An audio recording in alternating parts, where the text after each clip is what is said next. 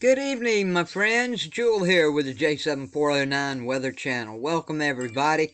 Hope everybody's been doing okay. We know Florida yesterday, the Miami-Dade metro area. Boy, it got flooded. I told you guys yesterday to pay attention. It was like some areas, catastrophic flooding was going on.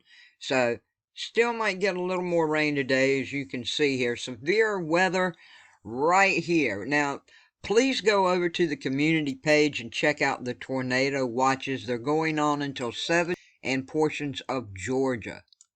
All on southeastern Georgia. So if you are in any of these areas, you do have a chance of a tornado. Hopefully it'll just be mostly high winds, downdraft winds, and maybe some hail. But you do have a chance of tornadoes happening. So please go over, check it out, see if you're in the watch area. Now, as we take a look at severe weather for tomorrow, at one point I thought tornado outbreaks may start happening tomorrow and Saturday. I have changed my mind. You're still going to get a lot of rain. You're still going to get a lot of wind. You're still going to get a lot of big hail with these storms. But for tomorrow, the best chance of any tornado is going to be in Kansas, I think. Nebraska, you might get some. I still think the main area would be in Kansas if you do have any tornadoes pop up tomorrow. Now, you can see we got a front over here moving through too, and this is for Friday. I've got everything posted if you're in anything severe over on the community page. And by Saturday, well, really tomorrow as this moves along all of Carolina, Friday afternoon and Saturday, we're gonna have a chance of the winds, hail, and a lot of rain. So just be prepared for it. Temperatures. Well, this goes through the 22nd of this month. We're already warm. You can see we're still going to be very warm from Maine all the way to Texas, and warming up for you guys over here in Illinois, Indiana, Ohio, moving on across to Iowa, portions of Nebraska, Colorado, and New Mexico. But we are going to have a cold front that starts to move in. But at least until the 22nd of this month, everybody over on the East Coast and in the Midland, you're going to stay warmer than average for yourself. A little bit cooler in the lighter shades of blue, but a whole lot better than what you've been having up in northern Minnesota, North and South Dakota. It's going to be a whole lot better for you. And slowly but surely, Idaho, Montana, Nebraska, Central California, you are going to be on the cooler side. On the cooler side with this cold front coming in with much colder temperatures for Northern California, portions of Oregon, and Washington State. This is the European NAM map, courtesy of Tropical Tidbits. It's not the GFS model at all. Let's see if it'll work for us now.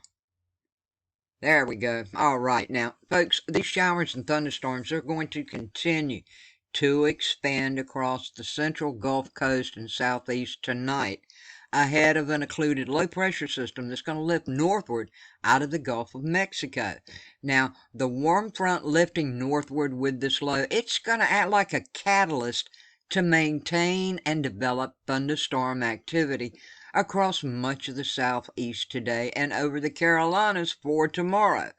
Localized rainfall totals 2 to 4 inches across the southeast within the training bands of these thunderstorms. But once again, hopefully no bad tornado outbreaks. One could pop up, but hopefully no bad breakout. Now, they could possibly yield isolated flooding across portions of the southeast through southeast Florida for the remainder of today.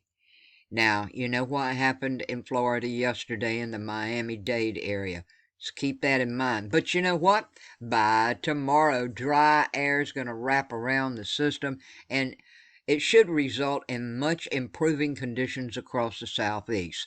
While the showers and thunderstorms, though, they're going to migrate into the Carolinas. Now, flash floods are possible. We could have in the Carolinas 2 to 3 inches in spots, and it's a severe weather concern because we're probably going to have hail, severe hail with some of them, wind, and we could have some tornadoes. I'm hoping this capping that I'm seeing will limit that, but don't put your guard down, okay? Moving a little further west, we got a sharp upper level trough over the northwest and developing storm system over the central high plains. Now, it's supporting ongoing moderate to heavy snow across portions of southwest Montana. That should spread toward the Yellowstone region of northwest Wyoming today. Now, the forecast is looking to be on track for over a foot of snow in the higher elevations in these areas, while the lower elevations you could see a few inches. By tomorrow, you're going to have some upslope flow to happen, and that's going to spur by a strong cold front that will spur heavy mountain snows across western Colorado Rockies, where upwards of a foot could fall atop of the highest mountain peaks. Now, east of the Rockies, a developing dry line across the heartland will support some severe weather stretching across the plain states later today and tomorrow, which will spread into the Mississippi Valley by Saturday ahead of the cold front. Once again, severe hail and wind, they look like they're going to be the main threats with this bout of severe weather. However, though, isolated tornadoes are possible tomorrow across central Kansas, where I showed you. And that's what it's looking like, folks. Hey, thanks so much for watching. Thanks so much for everything you do for me. I love you so much, and I thank you for everything. Don't forget to share this video. I would appreciate it very, very much.